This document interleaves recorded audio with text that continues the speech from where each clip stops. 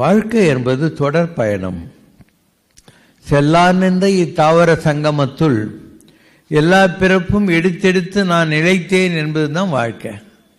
ஆனால் இந்த பிறவியில் நீ நல்லவன், எனக்கு எதுக்கு இந்த கஷ்டம் அப்படியெல்லாம் நீ கேட்கக்கூடாது. ஏன்னா இந்த பிறவியில் நல்லவன், நானே வேணாலும் உண்டு, this is certified mister so and so is a good man and he has not done any mischiefs எல்லாம் எழுதி கொடுத்துறேன். ஆனால் உன்னோட பாஸ்ட் உனக்கு தெரியுமா? சிலப்பதிகாரத்தை எழுத வந்த இளங்கோவடிகள் அதில் 1 of the 3 points என்ன சொல்கிறாருன்னா, ஊழ்வினை உறுத்தும், தொடர்ந்து வந்து உறுத்தும் அப்படின்ட்டார். அப்போ இந்த பிறவியில் நீ ஒரு கண்ணகி கோவலங்கதையெல்லாம் பார்க்குற போது எல்லாரும் தப்பு பண்ண மாதிரி தெரியும். ஆனால் இவன் பண்ணது தானே. For every action there is an equal and opposite reaction. For every debit there is a corresponding credit or கிரெடிட்டுக்கு டெபிட். அந்த மாதிரி நம்ம எத்தனையோ பிறவி எடுத்திருக்கோம், எத்தனையோ பிறவி எடுத்தே நாம் இழைத்தோம். அதில் என்னெல்லாம் பண்ணியிருக்கோம், என்ன ஏது நமக்கு ஏதாவது இன்வென்ட்ரி தெரியுமா? இல்லையா? கடவுளுடைய மிகப்பெரிய அனுகிரகமே மறைத்தல். உன்னுடைய ஹோல் இது படைத்தல் காத்தல் அழித்தல் தான் உனக்கு தெரியும். மறைத்தல் அருளல் இருக்கு இல்லையா, அதை பற்றிலாம் உங்களுக்கு ஒன்றும் தெரியாது. திருவனுபாவம்னு சொல்கிறாங்க. உனக்கு உன்னுடைய பழைய வாழ்க்கை, அதில் நீ செஞ்சிருக்கிற தப்பு தண்டா, உன்னால் யார் யாருக்கு என்ன கஷ்டம் வந்தது எல்லாம் தெரிஞ்சா நீயே உன்னை குத்தியும் செத்து விடுவேன். நான் இவ்வளோ மோசமான ஆளாண்டு. வள்ளல் பெருமானா சொல்றார், இன்னமும் சொல்லவோ உன்மனம் இரும்போ பெரும் பாறையோ, தந்தி முக நறுமுகன் இரு பிள்ளை அல்லவே. நீங்கெல்லாம் புள்ளியாரு முருகன் தான் பிள்ளையா, என்னை பார்த்தா உனக்கு பிள்ளை மாதிரி தெரியலையா, உன் மனுஷன் என்ன இரும்பா, இப்படிலாம் சொல்றார்.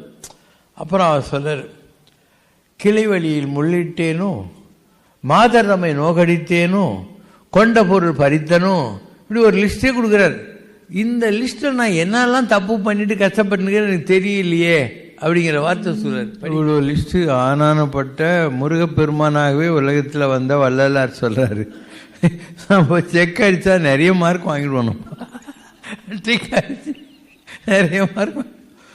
அதனால் நமக்கு இந்த வாழ்க்கையை நான் ஏதோ நல்லவனாக இருக்கேன் இந்த பிறவியில், எனக்கு எதுக்கு இந்த கஷ்டம்லாம் அப்படிங்கிறது தான் நம்முடைய கொஸ்டின்.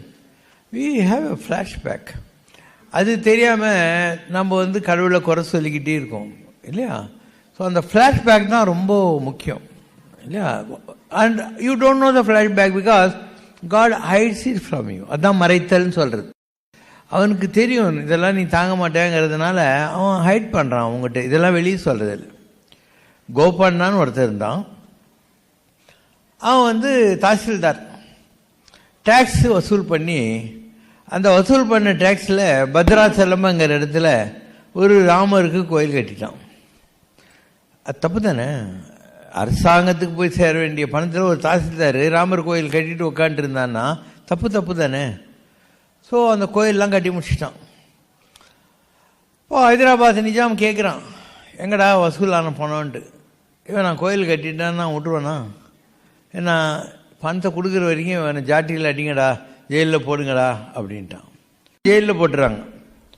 அந்த ஜெயிலில் இருந்துக்கிட்டு அவர் புலம்புறாரு, ராமா நான் உனக்கு தானே கோயில் கட்டினேன், உனக்கு கோயில் கட்டிட்டு நான் ஏன் இந்த மாதிரி ஜெயிலில் அடியோதையும் வாங்கின்னு இருக்கணும், சவுக்கடி வாங்கின்னு இருக்கணும் அப்படின்னு சொல்லிட்டு, சூரிய குலத்தில் வந்தவனே இஷ்வாக்கு குலத்திலகான்னா சூரிய குலத்தில் வந்த ராமனே, தாங்க முடியல, இப்பயாவது கொஞ்சம் மனசு வச்சு காப்பாத்தியனே. இப்படி அவருடைய அவஸ்தைகள், அவருடைய அவலங்கள் ஜெயிலிருந்து இப்படிலாம் பண்ணிக்கிட்டே இருக்காரு. அவருக்கு தான் ஏன் இதை செஞ்சோம் என்ன ஏதுன்னு தெரிஞ்சிருந்தா அவரே சொல்வார், என்னை இன்னும் 2 அடி கொடுத்துருப்பா, எனக்கு அடுத்த ஜென்மம் இல்லாமல் என் பாவத்தெல்லாம் இப்பயே போக்கிடுன்னுவார். ஏன் அந்த மாதிரி ஆகுது? ஆனால் அவர் கிளியை கூண்டில் அடித்து வச்சுருந்தார். அந்த பாவத்துக்கு for every action there is an equal and opposite reaction. ஒவ்வொரு செயலுக்கும் இணையான எதிரடியான எதிர் செயல்கள் இருக்கும். அதனால் அந்த கிளியை அவர் கூண்டில் போட்டார் இல்லை, அந்த மாதிரி இவரை கூண்டில் போட்டாங்க. இதுதான் ரீசன். அப்போ அந்த கர்மா தீர்ற வரைக்கும் ராமலட்சுமணன் கேட்டுன்னுக்கிறாங்க. அந்த டைம் முடிய போகுது, இவர் எவ்வளோ பனிஷ்மெண்ட் அனுப்பிக்கணும். ஒன்று ஜெயிலில் 2 வருஷம் போட்டுக்கிறாங்க, ஏதோ பண்ணுறாங்கன்னா அது முடியணும், இல்லை நன்னடத்திக்கு கொஞ்சம் கம்மி பண்ணலாம், அதுதான். ஸோ ஒரு கிளியை அந்த மாதிரி டார்ச்சர் பண்ண பாவத்துக்காக அவர் ஜெயிலில் இருக்க வேண்டியிருக்கு. அது முடிகிற நேரத்துக்கு ராமலட்சுமணர்கள் என்ன பண்ணுறாங்க, முதல்ல அந்த நவாப்புக்கு போகிறாங்க. போயிட்டு நாங்கள் ராமலட்சுமணனுடைய சிப்பாயிங்க, அவர் காசு கொடுத்துக்கிட்டு இருக்கிறாரு அப்படின்னு அந்த பணத்தை கட்டுவாங்க. இன்னைக்கு கூட ஹைதராபாத் சாலார்ஜங் மியூசியத்தில் அந்த காயின்ஸ் இருக்குது. இட்ஸ் நாட் த ரொட்டீன் இது நவாப்ஸ் காயின். அந்த காயின் இன்னைக்கு இருக்காங்க. ஹைதராபாத் கொஞ்சம் பணக்கார ஊராக இருக்கிறதுக்கு காரணமே ராமருடைய துட்டு அங்கே இருக்குது. அந்த துட்டு அங்கே இருக்கிறது தான் காரணம். அண்டு அதுக்கப்புறம் அந்த நவாபுக்கு முதல்ல தரிசனம் கொடுத்துட்றாங்க. ஜெயிலுக்கு வந்து இந்த சாவி வச்சு திறக்க போகிறாங்க. அப்போ பார்த்து லட்சுமணன் அவன் சாகிறதுக்கு ரெடியாகிறான். யார்? நம்ம பத்ராசல ராமதாஸ். இப்போது உடனுக்குடனே போயிட்டு அவனை காப்பாற்றுறாங்க. அவனுக்கு ஒரு வருத்தம், நவாபுக்கு முதல்ல தரிசனம் கொடுத்தாங்க, நமக்கு லேட்டாக தானே தரிசனம் கிடச்சிருக்குன்னு ஒரு வருத்தம் வந்துச்சு அவனுக்கு. அப்போ சொன்னாங்க, இந்த நவாபுகிறானே போன ஜென்மத்தில் 999 இது முடிச்சிட்டான் ஆகுர்த்தி. ஒன்று பெண்டிங் இருக்கிற போது அவன் செத்துவிட்டான். அதனால் அவன் வந்து முஸ்லீமாக பிறந்தால் கூட அவனுடைய பண்டு ரீதினை சேசின கொருவையான்னு தியாகபுரம் சொல்கிறார். நற்கரிசை ஓடக்காரன் முருகன் பற்றி சொல்கிறாங்க. அவங்ககிட்ட அந்த தவம் இருக்குது. அதனால் அவனுக்கு தரிசனம் முதல்ல கொடுக்க வேண்டியதாச்சு. அப்புறம் தான் அவனுக்கு தரிசனம் சொல்லி காப்பாற்றுவாங்க. So remember the story. இதிலேருந்து உனக்கு என்ன தெரியணும்? யாராக இருந்தாலும் அவன் செய்த ஒரு ஊழ்வினை இருக்குது. அது அனுபவித்து கழித்த பின்னால் தான் அவனுக்கு அடுத்த அடி கிடைக்கும். இது ஒரு அற்புதமான அவனுக்கு புரிகிற உதாரணத்துன்னு சொன்னேன். என் வாழ்க்கையிலேருந்து சொல்கிறேன், அப்போ தான் உனக்கு புரியும். சகாதேவ நாடின்னு ஒன்று குடியாத்தில் இருந்துச்சு. சம்பந்தம்னு பேர், இறந்துட்டார். நான் அப்போ ஜெயின் காலேஜில் ப்ரொஃபஸராக இருந்தேன். குடியாத்துலேருந்து ஒரு பையன் சீசன் டிக்கெட் வாங்கின்னு ரயிலில் வந்துட்டு போவான். அவன் சொன்னால் உங்கள் ஜாதகம் கொடுங்க சார், எங்கள் ஊரில் ஒரு நாடி படிக்கிறாருன்னு வாங்கின்னு போனான். ஒரு நாள் அவன் வந்து அந்த நாடியை எழுதி கொண்டாந்து கொடுக்குறான் என்கிட்ட. அண்டு அதில் டேட்டு போட்டிருக்குது, இத்தனாம் தேதி சாயந்தரம் 5 மணி அப்படின்லாம் போட்டிருக்குது. அந்த கதைக்கு அப்புறம் வரேன், முதல்ல இந்த கதையை முடிப்போம். எனக்கு ஒரு 10 வருஷம் என்ன, நான் ஆன்மீகத்துக்கு வர்றதுக்கு முன்னால் இருந்து கூட ஒரே மாதிரி ஒரு கனவு வந்துக்கிட்டே இருக்கும். நான் ஒரு மோட்டார் சைக்கிள் இல்லை காரில் ஏறி ஒரு இடத்துக்கு போவேன். அங்கே தண்ணி கொட்டிக்கிட்டு இருக்கும். ஒரு சிவலிங்கம் இருக்கும். அந்த சிவலிங்கத்துக்கிட்ட நான் நெருங்குற போது ஒரு பாம்பு வந்து இப்படி நிற்கும், அப்படியே தடுக்கும். இந்த மாதிரி 10 வருஷம் எனக்கு காட்சியிலே இருந்தது. ஒரே மாதிரி 10 வருஷம் காட்சியிலே இருந்தது. அந்த ஓலை வந்ததுன்னு சொன்னேன்ல, என் ஸ்டூடெண்ட் ஜெயின் காலேஜ்லேருந்து கொண்டாந்து கொடுத்தான், சம்பந்தம் எதுன்னா நாடின்னு சொல்லி. அதில் வருது, இந்த நாடி நீ திருவண்ணாமலையில் நின்றுட்டுருக்க. அன்றைக்கி நான் திருவண்ணாமலையில் இருந்தேன். அதுதான் 5 PM வேறு போட்டிருக்கான், 4 6 ராவுகால் ஞாயிற்றுக்கிழமை. நான் திருவண்ணாமலையில் அண்ணாமலையார் எதிரில் நிற்கிறேன். எனக்கு தடையாக இருக்கிற விஷயம்லாம் போயாகணும், ஞானத்துக்கு தடையாக இருக்கிற விஷயம் போயாகணும். அதனால அண்ணாமலையார் என் மேல் வைத்த கருணையினால் ஒருத்தர் மூலமாக சொல்லணும்ல, அவனுக்கு அந்த எண்ணம் வருது. நாடிக்காரன் 5 PM போட்டு உடனே நாடியில் ஏதி அந்த பையன்கிட்ட கொடுக்குறான். மறுநாள் எனக்கு வருது.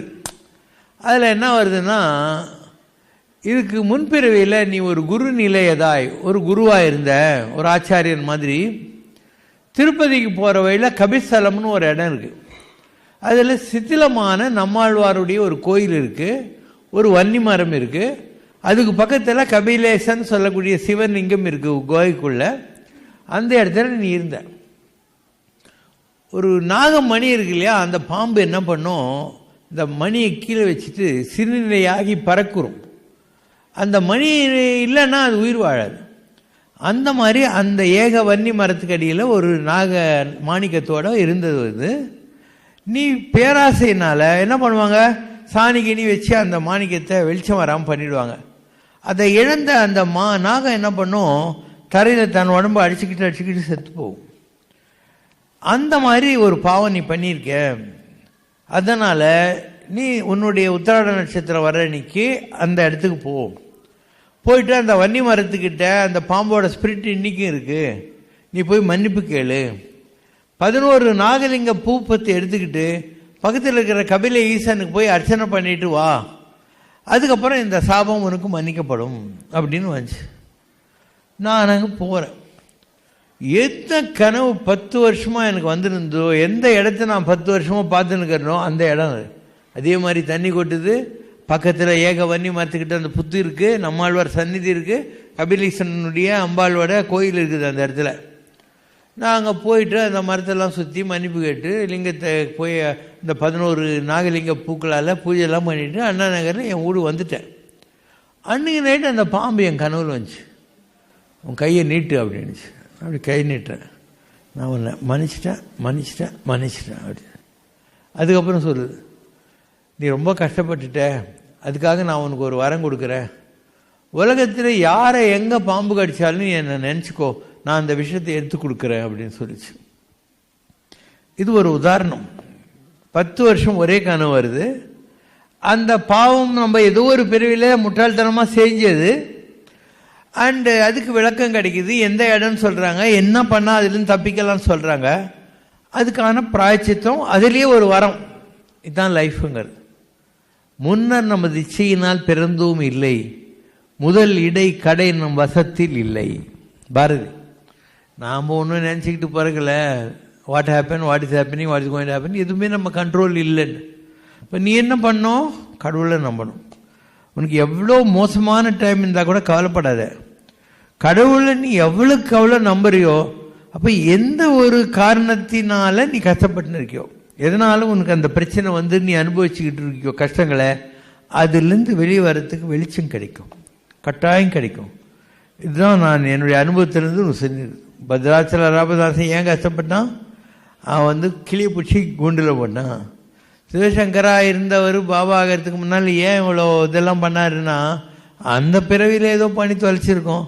அந்த பாவம் நம்மளை 10 வருஷத்துக்கு ரிமைண்ட் பண்ணிக்கிட்டே இருக்குது.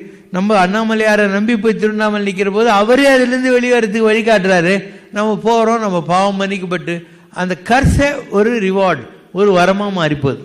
இது வரைக்கும் உனக்கு புரிஞ்சதுன்னா இந்த கேள்விக்கு பதில் கிடைச்சிடும். So you are a mute witness.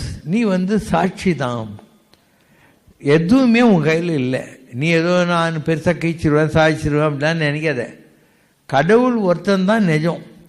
நீ அவனை எவ்வளோக்கு எவ்வளோ நம்பினா அவனுக்கு தெரியும் நீ எத்தனை பிறப்பு எடுத்த, இழைச்ச, என்னெல்லாம் பண்ணிக்கிற, என்ன இல்லைன்னு ஃபுல்லாக அவர் ஒரு இதே வச்சுக்கிறார், இன்வென்ட்ரி வச்சுக்கிறார். உன்னுடைய நல்லது கெட்டது எல்லாத்துக்கும் அவர் வச்சுக்கிறார். எல்லாத்துக்கும் ஒரே ஒரு பரிகாரம் கடவுள் தான். என்ன ஜோசிக்காரன் அவனால் உன் கஷ்டத்தை தீர்த்து முடியும்னாக்கா அவன் உங்கள்கிட்ட 8 நாவும் 4 நாள் வாங்கி வெத்தலை பார்க்க வாங்கி உட்காந்துருக்கான். இவங்களெல்லாம் நம்புறத நீ கடவுளை நம்பணும். அவனுடைய கருணை வந்துடுச்சுனாக்கா அவனே வழி சொல்லுவான் அவனுக்கு. யாருமே வந்து ஷார்ட்கட்டெல்லாம் இருக்குன்னு நம்பாதீங்க. யார் சொன்னாலையும் நம்பாதீங்க. வாழ்க்கையில் கர்மா இருக்கும். அது நீ விதைச்சது நீ தான் அறுவடை பண்ணும். ஆனால் நீ கடவுளை நம்புகிற போது அவன் உன்னை கட்டாயம் தலைக்கு வந்து தலைப்பா மாதிரி காப்பாற்றுவான். ஒரு 10,000 ரூபா உனக்கு வந்து நான் வரணும்னு வச்சுக்கோ, என் கடவுளை நம்பினேன்னா 1,00,000 ரூபா வரும். நீ பாம்பு கட்சி சாகணும்னா அன்றைக்கி பார்த்து ஒரு தேள் கொட்டும், 2 நாளைக்கு விண்ணுன்னு வரைக்கும், அவ்வளோதான். இல்லாமல் போகாது. ஏன்னா நீ விதைச்சது யார் அறுவடை பண்ணுவாங்க? நீ தான் பண்ண வேண்டியிருக்கும். எத்தனையோ மகான்கள் இருந்தாங்க. பூண்டி மகான் இருந்தார். அவரை தேடி பூண்டி கலசபாக்கத்துக்கு பஞ்சானங்கள்லாம் போவாங்க. நீங்கள் கொஞ்சம் சாமிக்கிட்ட சொல்கிறீங்களா, நான் வந்து பெங்களூர்லேருந்து வந்துக்கிறேன்னுவாங்க. அவர் என்ன தெரியுமா சொல்லுவார், அந்த யார்கிட்ட இவன் கேட்டானோ அவர்கிட்ட போனோடனே நான் ரெக்கமெண்ட் பண்ணி வச்சுக்கோ, அவன் கர்மா நீ வாங்கிறியா அப்படின்னு. அவன் கர்மா நீ வாங்கிறியான்னு வரும். அதனால் நாங்கள்லாம் வரவே மாட்டோம். அவர் காரி துப்புனாலையும் எட்டி வச்சாலையும் அவர்கிட்ட போய் நில்லு. என்னைக்கானா ஒரு நாள் அவர் மனசு இறங்கி உன்னை மன்னிப்பார். நாங்களாம் ரெக்கமெண்டேஷனுக்கு வரமாட்டோமா அப்படின்னாங்க. இதுதான் உண்மை. ஒரு லைவ் எக்ஸாம்பிள் சொல்கிறேன். ஒரு ஆளுக்கு உடம்பு பூரா தோல் வியாதி. அவன் ஊருக்காரங்களை போய் கேட்டான், எனக்கு இந்த மாதிரி வியாதி எங்கள் உடம்பெல்லாம் எரியுது, சொரியாசிஸில் ஒர்ஸ்ட்டு. அப்போ அவங்க சொன்னாங்க, நாங்கள்லாம் வரமாட்டோம், எங்கள் ஊர் ஆற்றுல போய் குழி, சாமிக்கிட்ட போய் நில்லு, அவர் எவ்வளோ நாள் வந்து உனக்கு சொல்யூஷன் கொடுக்கலையோ அது வரைக்கும் நின்றுன்னே இரு. இவன் அவன் டெய்லி குளிச்சுட்டு அங்கே போய் நின்றுப்பான். அவர் பார்க்காத மாதிரி இருப்பார். லாஸ்ட்டில் அவருக்கு நல்ல மூடு வந்துச்சு. அப்போ அவர் சொன்னார், தாய்க்கும் தாரத்துக்கும் வித்தியாசம் தெரியாத சண்டாளா சண்டாளா அப்படின்னார். அவன் அவங்க அம்மாக்கிட்டே படுத்துருக்கான். தாய்க்கும் தாரத்துக்கும் வித்தியாசம் தெரியாத சண்டாளா அப்படின்னு சொல்லி அவனை திட்டி அந்த பாவத்திலேருந்து அவனுக்கு மன்னிப்பு கொடுத்தார். அவனுக்கு வியாதி நேராயிடுச்சு. அதனால் நமக்கு தெரியாது இல்லையா, எது ரைட்டு எது ராங்குன்னு தெரியாது. And the only way you can come out of any of your negative karmas is to hold on to the lotus feet of the Lord. Don't waste your time in trying to go for shortcuts. Never waste your time and resources on all these shortcuts. கடவுளை நீ நம்பணும். கடவுள்கிட்ட நீ நிஜமாக முறையிட்டு அந்த ஆளுடைய மனசு இறங்கிடுச்சுன்னா உன் கஷ்டம் தெரியறதுக்கு 1 செகண்ட் தான் ஆகும்.